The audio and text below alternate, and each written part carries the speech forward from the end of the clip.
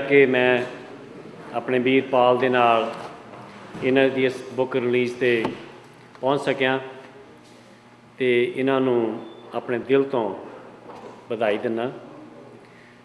जिस तरह के दसदे कि 6वीं किताब इन्होंने लिखी आ और जदों भी तुसी अपनी लाइफ दे विच एक नवा स्टैप लैने आ उहदी तुहानूं आप नूं तां खुशी होनी है, पर मैं समझदा कि एज ए सोसाइटी सानू सारिਆਂ ਨੂੰ इस चीज़ की खुशी होनी चाहिए और है भी, क्योंकि परसनल सक्सैस जिहड़ी आ ना ये जदों तुसीं कलैक्टिवली देखिए इंडिविजुअली इस देश दे विच वो सारी जिहड़ी सक्सैस आ वो साडे देश की साडी सोसाइटी की सक्सैस बनती है। मैं इत्थे आउण तो पहलां थोड़ा उत्साह भी सीगा जदों असीं मैं तो पाल साहब टोरंटो इकट्ठे सी एक ब्याह ते इन्हां नूं दस्सिया कि ये फंक्शन इत्थे हो रहा ते नाल थोड़ा नर्वस भी सी honestly tell you the truth. उत्साह क्योंकि जिहो जी सभा इत्थे तुहाडी इकट्ठी हुंदी आ, जिहो जिहे डूंघे विचार इंटलैक्चुअल डिबेट्स डिस्कशनस हुंदियां ये कुदरती आ कि तुसीं कुछ इत्थों सीख के जाने और अज भी बड़ा कुछ सीखिया। नर्वस इस करके सी कि तुहाडे विच समर्था जिहड़े लिखारी हो कि तुसीं इस सृष्टि की क्रिया नूं एक दो शब्दां दे विच सारा कुछ बयान कर दिंदे आ। जिस दुनिया में मैं अजकल विच रहा उत्थे घंटियां बधी स्पीचिज हो जांदियां पर कई बार क्या कुछ भी नहीं जाता।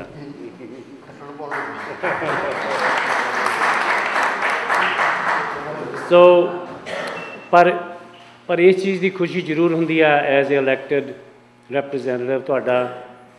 कि जदों भी साडी सोसाइटी का खास करके भावें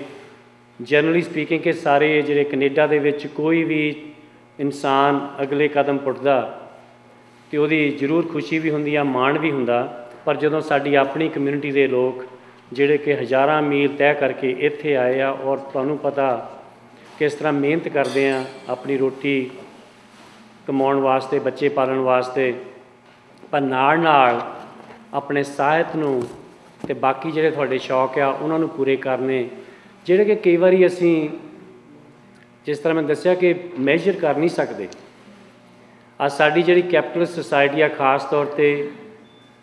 मार्केट बेस्ड सोसाइटी आ इहदी प्रोग्रेस गिनी जाती है GDP ग्रोथ जिन्होंने आप कह दें कि जिन्ने गुड्स के सर्विसेज प्रोड्यूस होए वो वैल्यू पाई जाती है तो कह देंगे कि 3% या 8% पिछले साल में साडी प्रोग्रेस हो गई। पर मेरा ख्याल नहीं कि जिहड़ी देन तुसीं जिहड़े लिखारी दिंदे हो इस सोसाइटी नूं, एक लिखारी नूं पढ़ के शायद 2 लिखारियां या 10 लिखारियां की लिखत नूं पढ़ के जे मंडेला वर्गे एक समाज का एक देश का सारा वो जिहड़ा फेस ही चेंज कर देंदे आ, उहदी वैल्यू किते लिखी नहीं जाती, GDP विच गिनी नहीं जाती। इत्थे भी तुसीं देखो जिन्ने भी सक्सैसफुल इंसान हुंदे आ, चाहे पॉलिटिक्स में है चाहे बिजनेस में है चाहे उदा भी दुनिया में विचरते और वो आपको अपने तरीके के अनुसार अपने चाहे नेबरहुड दे विच चाहे अपनी सोसाइटी दे विच चाहे अपने देश दे विच जिहड़ी उन्हां दी देन है उस देन दे नाल असीं माणना कह दिंदे कि साडा देश दुनिया तो वधिया देश है,